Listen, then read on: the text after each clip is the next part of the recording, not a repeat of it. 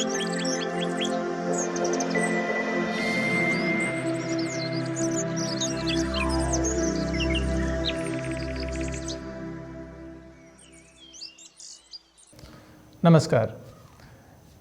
पिछले वीडियो में हम लोग जान चुके हैं कि कोलेस्ट्रॉल क्या है, इसके बढ़ने से क्या क्या परेशानियां आती हैं और इसके बढ़ने के क्या क्या कारण हैं।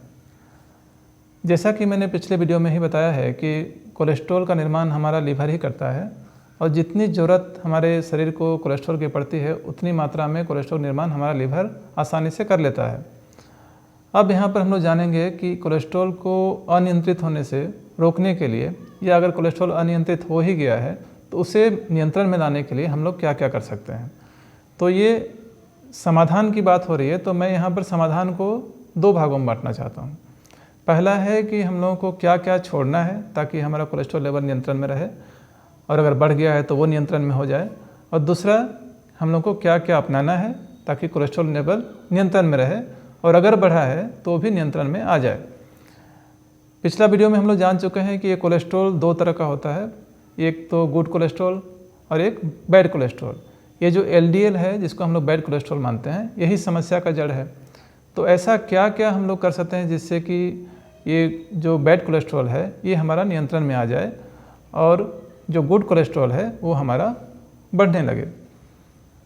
छोड़ने वाले चीज़ों में से सबसे पहला चीज़ है वो है एनिमल प्रोडक्ट। एनिमल प्रोडक्ट कहने का हमारा मतलब है कि ऐसा खाना, आप इसको ध्यान दें कि ऐसा फूड जो भी हम लोग खाते हैं उसमें उसका सोर्स अगर एनिमल है तो ये कोलेस्ट्रॉल को बढ़ाने में हेल्प करेगा। जैसे कि डेयरी प्रोडक्ट को भी मैं एनिमल प्रोडक्ट में ही मानता हूँ। दूध, पनीर, चीज़, ऐसे चीज़ों का सेवन भी अगर हम लोग करेंगे तो ये भी एनिमल प्रोडक्ट ही है, इसका सोर्स भी एनिमल ही है, ये भी कोलेस्ट्रॉल लेवल को बढ़ाता है। तो सबसे पहले एनिमल से रिलेटेड जो भी फूड है उसको हम लोगों को बंद करनी है।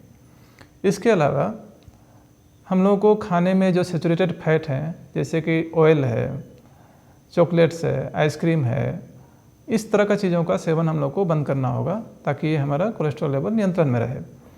इसके साथ ही साथ हम लोग को स्मोकिंग अगर कोई कर रहे हैं तो उसको बंद करना है। स्मोकिंग इसको काफ़ी हेल्प करेगा बढ़ने में। उसका कारण है कि अभी मैंने बताया कि कोलेस्ट्रॉल निर्माण भी हमारा लीवर ही करता है, तो स्मोकिंग लीवर की कार्यक्षमता प्रभावित करता है। तो ऐसा कोई भी चीज़ हम लोग ना करें जिससे कि हमारा लीवर की कार्यक्षमता को प्रभावित करे। इसके लिए स्मोकिंग को जितनी जल्दी हो सके बंद कर देनी है।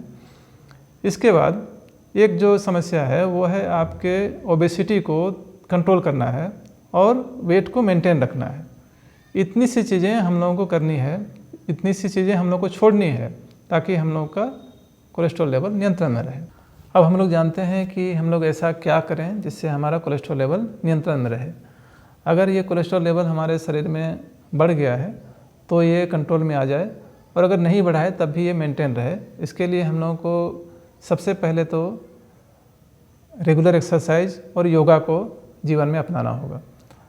ऐसा देखा गया है कि योगा और एक्सरसाइज रेगुलर करने से इस तरह की समस्या होती ही नहीं है। इसके अलावा हम लोग अपने खान पान में कुछ ऐसी चीज़ों को सम्मिलित कर सकते हैं जिससे हमारा कोलेस्ट्रॉल लेवल नियंत्रण में रहे। उसमें सबसे पहले तो एप्पल का सेवन अगर आप रेगुलर करते हैं, सुबह सुबह 2 एप्पल अगर आप ले रहे हैं तो आप देखेंगे कि बहुत जल्दी आपका कोलेस्ट्रॉल लेवल नियंत्रण में आ रहा है।